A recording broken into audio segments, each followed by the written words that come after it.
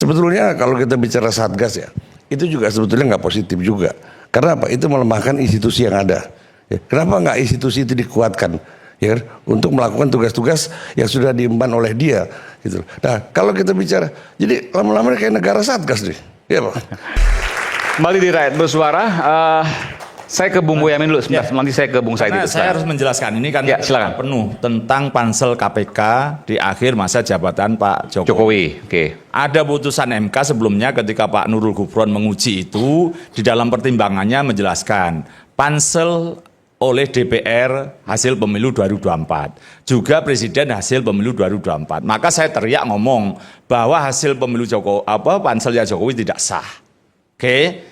Dan kemudian saya maju ke Mahkamah Konstitusi untuk menguji bahwa panselnya Jokowi tidak sah, untuk pertimbangan dari Mahkamah Konstitusi diturunkan menjadi petitum, jadi putusan. Tapi Mahkamah Konstitusi kemudian menolak, mengabaikan pertimbangan yang telah ada tadi. Itu loh, jadi clear. Terus kemudian saya juga teriak waktu itu ke DPR, hei kalian tidak boleh meneruskan ini. Maka DPR kemudian berbaik hati berkirim surat kepada Pak Presiden Prabowo. Apakah Pak Prabowo akan mengubah hasil pansel atau tetap pada hasil pansel? Pak Prabowo kemudian berkirim surat kepada DPR tetap pada hasil pansel yang sebelumnya. Karena apa? Kalau membentuk pansel baru maka tidak ngejar waktunya pimpinan KPK sudah habis. Jadi itu saya clear karena saya yang maju ke Mahkamah Konstitusi. Jadi bukan karena kemudian pansel KPK itu tidak sah, karena saya bawa ke Mahkamah Konstitusi nyatanya malah dicoret pertimbangan itu, tetap apapun dengan pertimbangan efisiensi maka tetap panselnya Jokowi bisa saja diajukan sepanjang ada otorisasi dari Pak Prabowo. Pak Prabowo sudah mengotorisasi dengan berkirim surat bahwa Presiden tetap setuju hasil pansel itu. Jadi sudah diotorisasi itu, clear itu. Saya karena terlibat. Anda mau ceritakan bahwa nggak ada masalah di situ, nggak ada hengki-pengki di situ. Iya, artinya memang sudah clear pansel itu kemudian diotorisasi Pak Prabowo. Oke. Karena sebenarnya DPR memberi kesempatan kepada Pak Prabowo untuk kalau memang rubah aja enggak apa-apa. DPR akan menerima itu. Tapi Pak Prabowo kemudian mengembalikan kepada DPR tidak akan merubah hasil pansel yang sudah ada sebelumnya. Oke. Itu. Terus kedua, makanya saya tadi ingin jelaskan juga putusan Mahkamah Konstitusi tentang imunitas jaksa. Saya terlibat penuh dua-duanya. Yang pertama 2013 bersama Pak Antasari Azhar menggugat pasal 8 dengan maksud apa? Niatnya itu memang jangan disetujui, ditolak. Karena apa? Berarti imunitas itu sah. Pak Antasari ketika diperiksa polisi tidak ada izin Jaksa Agung. Nah, atas dasar itulah kami mengajukan berbagai upaya selahnya.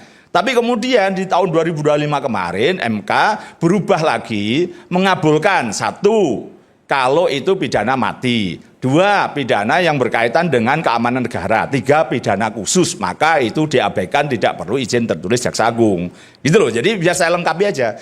Tapi yang kemudian berikutnya, saya terima kasih pada Kortas Tipikor apapun karena mampu membongkar ini.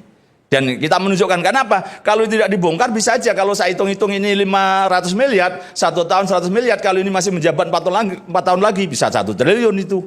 Itu. Kedua, ya bravo pada Pak Prabowo kemudian yang kemudian mengambil alih masalah ini supaya apa? Tidak banyak berkembang macam-macam. Kalau di polisi bisa rivalitas segala macam kemudian dipindahkan kepada kejaksaan. Artinya apa? Supaya tetap pada rel hukum tidak kemana-mana. Masih Bang. Baik.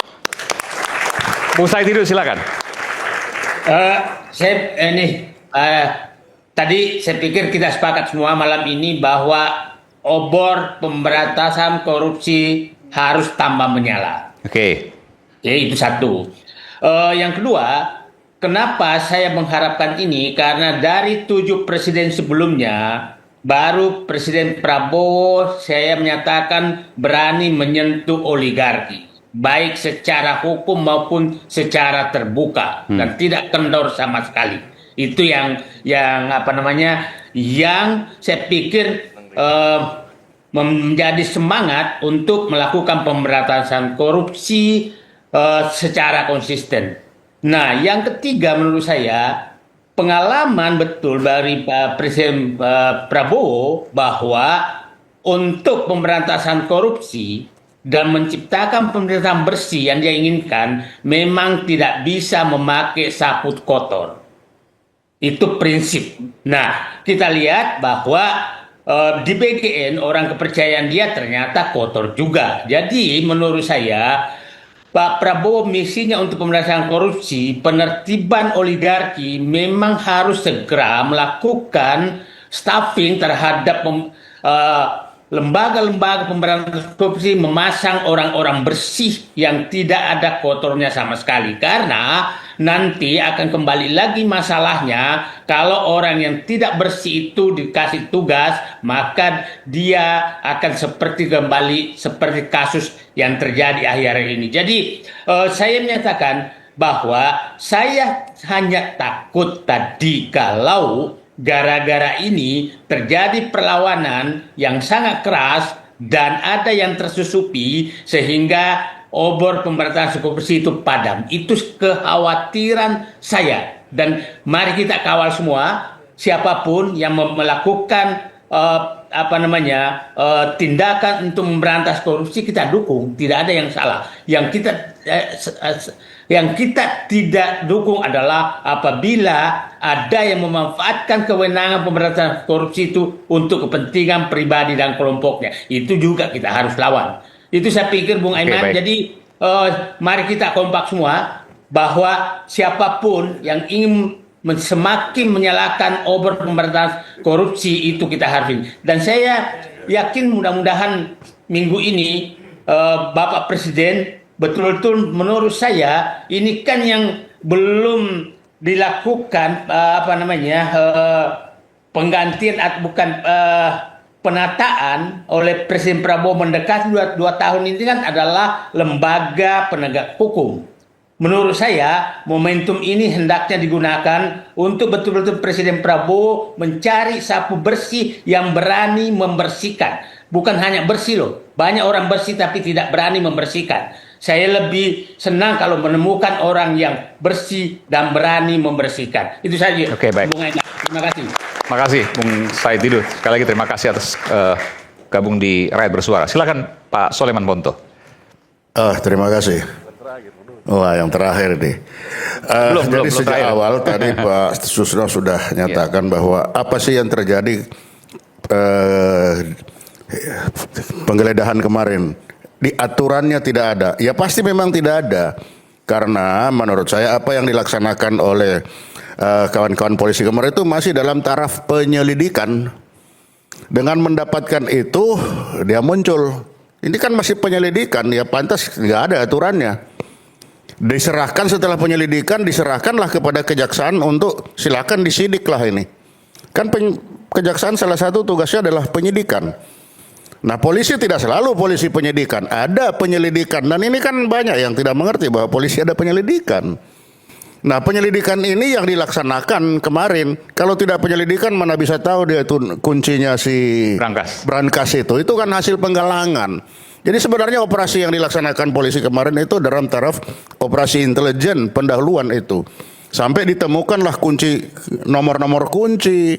Itu tidak mungkin akan ditemukan tanpa penggalangan. Udah pasti penggalangan itu, dan penggalangan itu lama. Penggalangan itu apa sih maksudnya? Biar publik tahu. Penggalangan itu membuat orang itu patuh dan taat kepada saya. Nah itu dengan cara apa saja. Mau pakai doa-doa, mau pakai apa, terserah. Pokoknya orang ini akan patuh dan taat kepada saya. Nah, apakah koersif, memaksaan, ataukah karena pertemanan, ataukah karena doa-doa? Nah, itu macam-macam. Jadi itulah seni. Makanya seninya si intelijen salah satu itu adalah penggalangan. Bagaimana orang ini tidak merasa bahwa dia sedang mengikuti kata-kata saya. Jadi bukan hanya doa, ikuti kata-kata saya kan. Nah, termasuk angka-angka tadi didapatkan oleh penggalangan. Angka-angka itu justru dapat dari situ. Ketika dia diajak angka-angka berangkas. Dia ada kapan terserah dia mau ngajak kemana. Berarti ordal dong. Bisa ordal di rumah itu. Iya, rumah ya sudah pasti. Bagaimana ordal di kafe klan. Kalau penggalangan itu sudah pasti di tempat orang yang akan lawan kita dong. Tidak mungkin penggalangan itu kawan sendiri. Kalau kawan sendiri kan sudah kawan. Penggalangan itu sudah pasti orang lawan. Karena di lawan itu pun belum tentu semua itu satu. Pasti di dalam juga itu dia ada retak-retak sedikit itu ada. Nah, pintarnya orang intelijen itu melihat retak-retak itu. Nah, masuklah dia di antara retak-retak itu dan buktinya ini ditemukan. Langsung ditemukan itu. Itu kalau dia masuk dari retak-retak itu tidak mungkin ditemukan. Brankas sekian banyak. Itu nomornya aja diputar itu ada berapa kali kanan, berapa kali kiri, maju mundur baru itu banyak. Nah, itu kan dia dapat. Nah, itu karena pintar. Pasti dari orang dalam itu. Ya, dia masuk ke dalam. Dan ini memang harus hati-hati, kan tidak semua orang dalam itu semua setia. Pasti ada retak-retak kecil itu, gelas-gelas kaca aja kan ada retak-retak itu. Wah, itu dentingan gelas kaca itu juga berbunyi itu. Nah, bagi orang-orang intelijen itu, wah itu sudah nangkap dia. Berharga, sangat berharga. Dan ini dibuktikan, baru kali ini polisi membuktikan bahwa ini lihat, operasi intelijen saya berhasil. Biasanya operasi penyidikan, tapi kali ini operasi intelijen. Ini operasi intelijen. Dan betul dari situ kan diserahkan. Oke, sekarang saya serahkan kepada kejaksaan, serahkan tidak lanjuti. Kalau Pak Mahfud lihat dari KUHAP memang nggak ada ya intelijen kok nggak ada diatur. Nah itu suka-suka silakan tindak lanjuti. Nah kalau masih kurang silakan tanya saya katanya kan begitu. Tapi yang jelas semua kita di sini termasuk presiden tidak pusing itu kucing itu warna coklat muda coklat tua, yang penting nangkap tikus. Kan itu yang penting. Nah sekarang sudah diperlihatkan bagaimana bermain yang cantik itu. Jadi kita tidak usah perbincangkan apakah ini melanggar hukum atau tidak. Oh tidak, ini karena ini baru penyelidikan saja.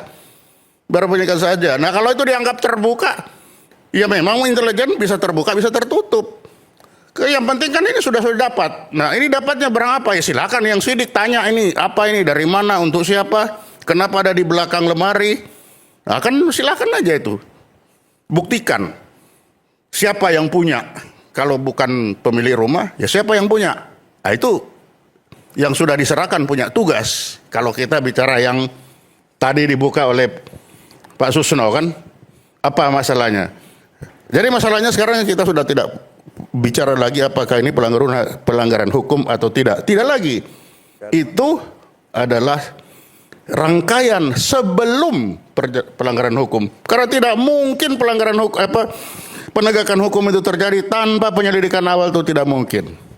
Itu tidak mungkin. Sudah pasti itu dahulu. Nah, tapi baru sekarang ini karena saking besarnya daripada hilang cepat-cepat dibuka. Kalau tidak kemungkinan hilang kan besar juga. Itulah sebabnya. Jadi itu. Sehingga yang sudah terjadi ini ya mari kita lanjutkan. Kita tunggu apa langkah dari kejaksaan selanjutnya. Setelah diserahkan akan diapakan. Begitu. Tapi saya ingin tanya ke Bung Soleman. Pak Aiman. Ya. Biar tidak salah persepsi Pak Ponto. Mohon maaf Pak Ponto. Ya. Itu proses polisian geledah kemarin sudah penyidikan Pak Ponto. Karena saya tahu persis izin penggeledahan itu diurus hari Senin, Selasa sore keluar, Rabu baru penggeledahan. Ke pengadilan ya itu izin? Ya pengadilan Jakarta Selatan, ke Bogor, ke Jakarta Utara. Artinya kalau pengadilan izin, ini apa yang disampaikan oleh Pak Susno pasti benar? Iya sudah pasti ada. Ke presiden juga izin? Iya, saya tidak tahu. Tapi kalau saya tahu, pengadilan izin kan pasti saya tahu persis itu diajukan izin hari Senin. Terus kemudian masih perdebatan di pengadilan, baru Selasanya ada juga dari Mahkamah Agung untuk mendiskusikan itu. Kalau sudah penyidikan, sudah arahnya jelas 3 perkara itu, maka diberikan izin geledah. Maka kemudian hari Rabunya geledah. Saya mendengar mencuri suara itu sampai kejedot kepala saya ini masih sakit. Makasih. Tapi nggak apa-apa Pak, itu mau dianggap penyidikan nggak apa-apa. Tapi intelijen bilang itu masih penyelidikan kok. Oh iya Pak, penyelidikannya intelijennya itu sudah jauh sebelumnya 2 tahun Pak malahan. Termasuk tadi yang ordal tadi sempat memang di dalam tapi kemudian diberhentikan, maka digalang oleh. Oh tahu ordalnya siapa tahu? Bukan masalahnya kan tempat di dalam tapi diberhentikan. Tidak hanya 2 tahun, dia kan bisa berhenti kapan saja. Bentar, ini menarik. Jadi ordalnya Kan itu ada di dalam rumah itu, lalu kemudian diberhentikan.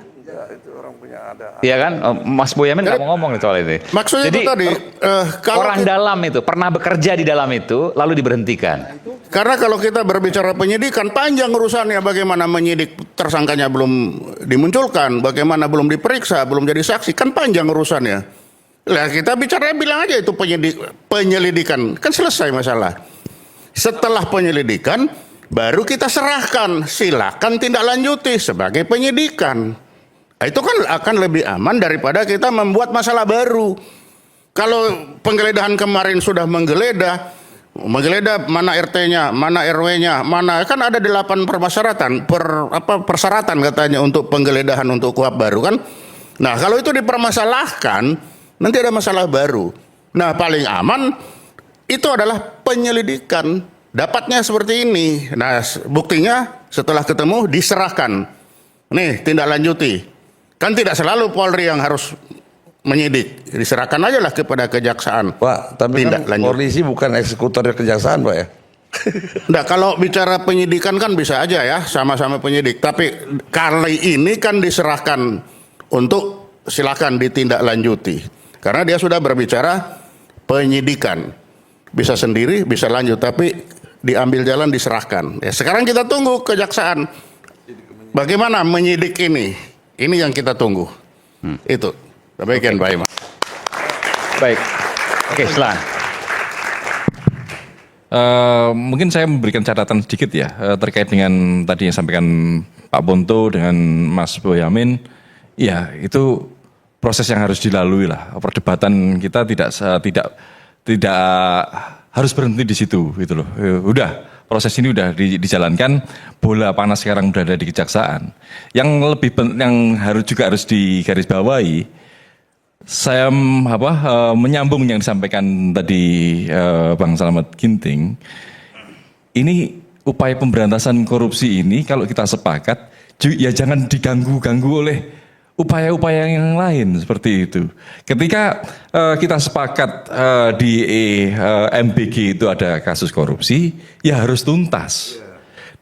Kalau kita sepakat dengan kasus Asabri, terus kemudian ada blackout PLN, Jiwasraya dan yang lain-lainnya itu juga harus tuntas, harus sampai ke pengadilan gitu loh. Jangan sampai kemudian muncul langkah-langkah yang menjadi blunder seperti yang kemarin masyarakat lihat di Jawa Tengah misalnya, Polda Jawa Tengah memberikan himbauan kepada jajarannya untuk tidak datang ketika ada pemeriksaan dari kejaksaan, misalnya seperti itu. Ini langkah-langkah yang kontraproduktif dengan upaya pemberantasan korupsi. Jalankan saja kalau kita sepakat gitu loh. Kalau benar ya benar, kalau bersih ya bersih saja seperti itu. Begitu ya Pak Slamet Ginting. Terima kasih. Oke, baik. Pak, Tapi itu benar ya? Itu sempat beredar. Ramai di media sudah. jadi memang begini, ketika kita membuat langkah yang baik, pasti langkah yang tidak baik lawan itu pasti juga bereaksi. Tidak mungkin kita tidak ada bereaksi. Itulah sebabnya sebelum melangkah kita harus membuat yang benar. Misalkan tadi kita bicara PKH. PKH ini apa tugasnya? Justisia apa, pro justisia apa bukan?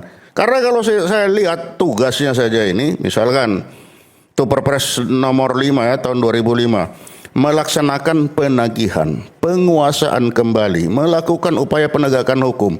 Apakah bisa Perpres sampai sejauh ini? Karena ini akan menghasilkan masalah baru lagi. Begitu ini sudah dikuasakan, pasti ngelawan itu yang diambil ini. Karena apa? Perpres itu tidak bisa sejauh ini. Meskipun kan nanti ada bukti-buktinya yang kemudian bisa dilakukan. Tapi kan langsung di Ditangani oleh sini. kejaksaan atau kepolisian.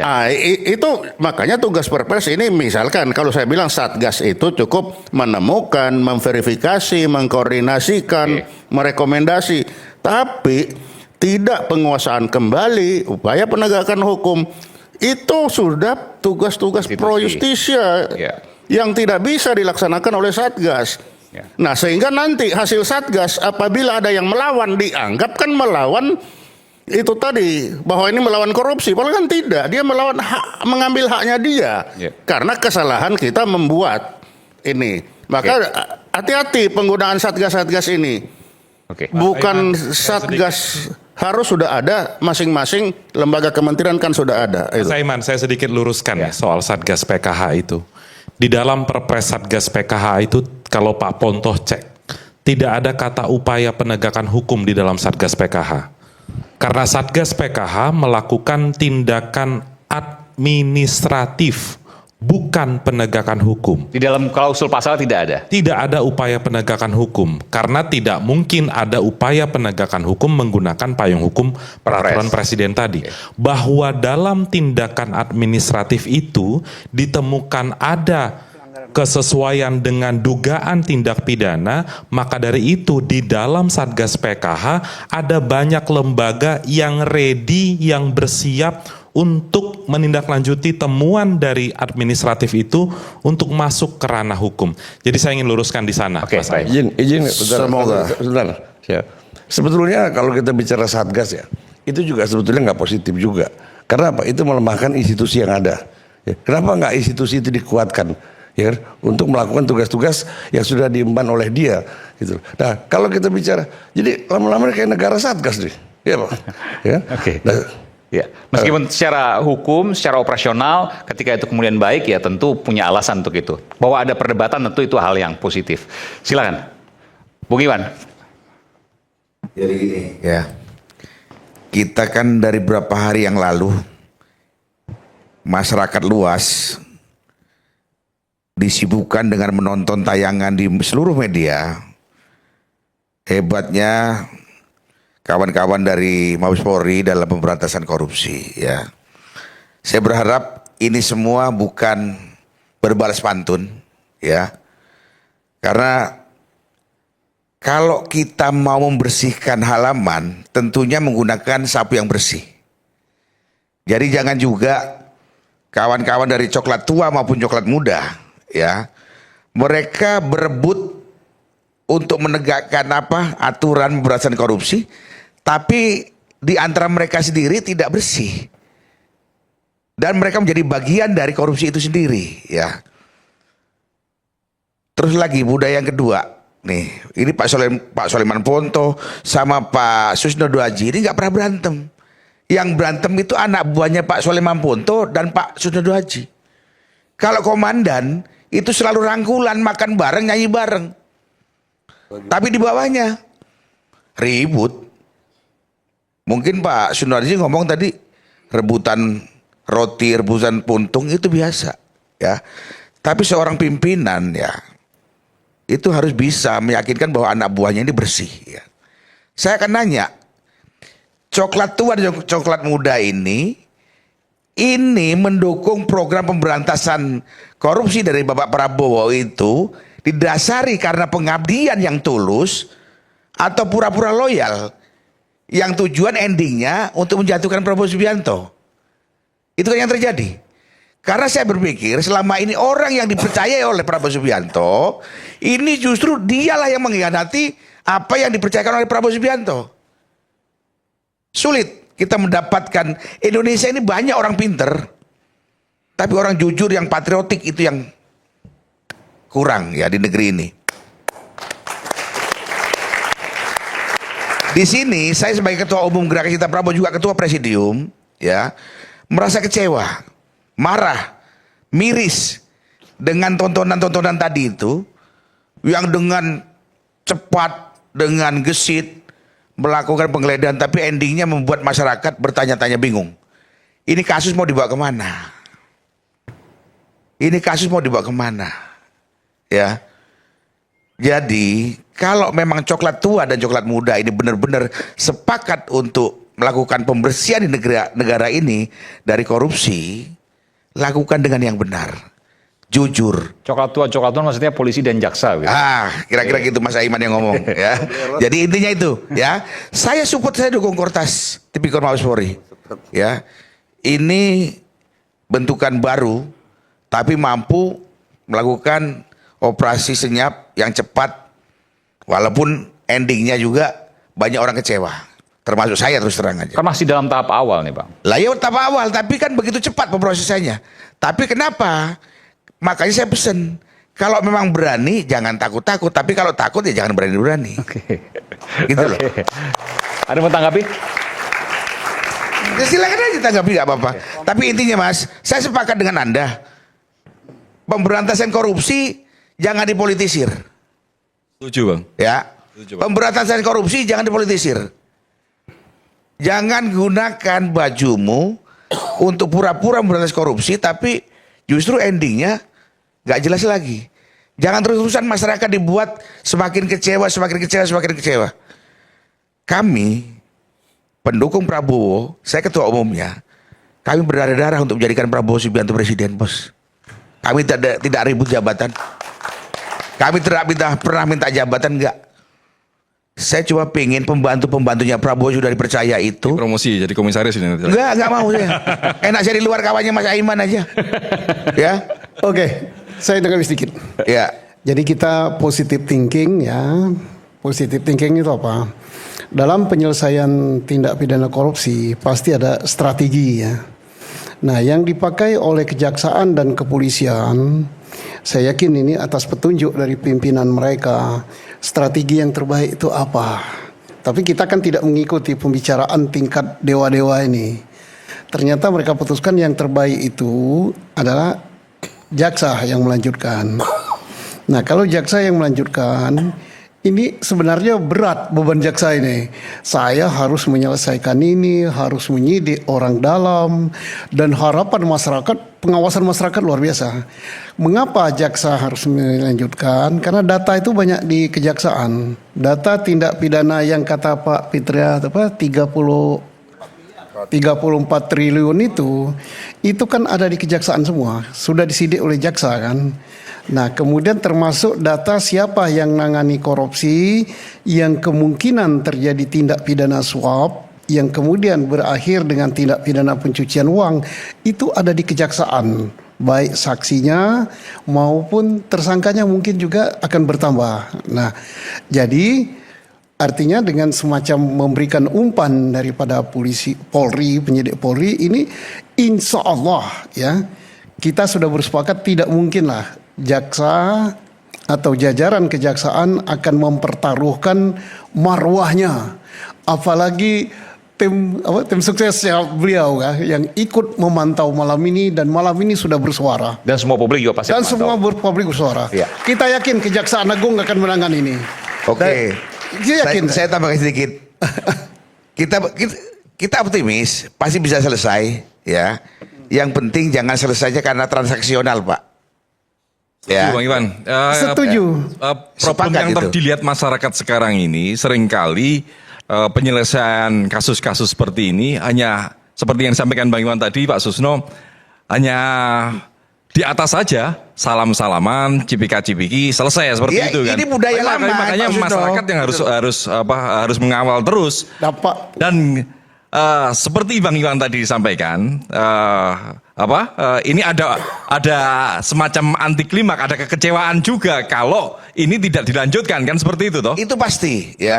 Makanya terkait dengan pertemuan Jaksa Agung, Kapolri kemarin, jangan berhenti di situ saja. Tunjukkan semua upaya-upaya pemberantasan korupsi itu dengan langkah-langkah yang konkret gitu. Jajaran di level bawah dan kejaksaan maupun Polri juga harus mendukung gitu loh. Jangan ditutupi, jangan memunculkan ego sektoral di masing-masing lembaga seperti itu. Iya, untuk ego sentral saya kira Pak Iman sudah ditunjukkan tidak ada, sudah dilimpahkan. Tinggal beliau, ini beliau sekali bagus sekali posisinya, tim pendukung Prabowo ya, ketuanya lagi. Ini tidak terlepas, yang namanya perkara itu tidak boleh dipolitisir, tapi pengaruh politik pasti ada. Pak Prabowo itu kepala negara, Pak Prabowo itu adalah presiden, dia tidak boleh mencampuri operasional daripada penegakan hukum, tetapi Kapolri dan Jaksa Agung atasannya kan presiden. Kalau presiden sudah tadi sampaikan beliau tiketnya bagus untuk memberantas korupsi ini begini-begini, hakul yakin saya Kapolri dan Jaksa Agung tidak akan mencela kiri mencela kanan. Oke, baik. Apalagi Bapak pengawalnya gitu, bisa nyampaikan Pak. Iya, yang penting jangan sen kiri belok kanan ya Pak Susno ya. Baik, jangan sen kiri belok kanan. Oke, enggak sen kiri belok Kita kanan. kembali ya. saat lagi, tetap bersama kami dari Suara. Tergantung Pak Prabowo, Bapak nyampaikan.